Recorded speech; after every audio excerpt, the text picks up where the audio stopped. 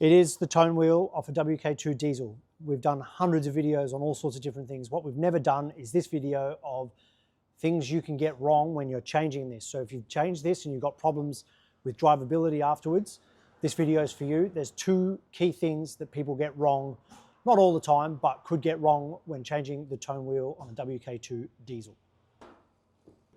Okay, so the first thing that we've seen a couple of times from other shops, and I think I've even seen it once in our shop, this little locating pin here, there's a small dowel, which is like a roll pin in the back of the crankshaft. That dowel has to go on there. However, there's two holes in the crankshaft where that dowel can go. So when you're pulling it apart, if the dowel comes out with your old tone wheel, sometimes it gets stuck and stays in there, take note of which hole it went in. You can tell from the witness mark where this keyway cutout is. So I think from memory, the other one's here. If you put the dowel back in the wrong hole on the back of the crankshaft, you'll be out by about 30 degrees. That does matter with timing. The other one that we've seen people make the mistake is the dowel's in the right spot, but the tone wheel's not. And then when you bolt your flywheel on, it punches a new hole in your tone wheel and causes your brand new tone wheel to delaminate.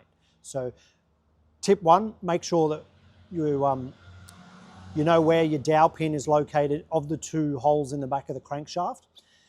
Equally so, this goes, then the flywheel, then I think from memory there's a little disc, there's a balance weight.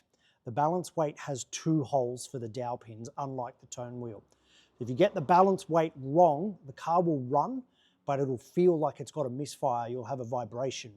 And that's because you've got the balance weight in the wrong spot. It's literally there because it balances your engine. So if you get it in the wrong spot, you're going to be out of balance.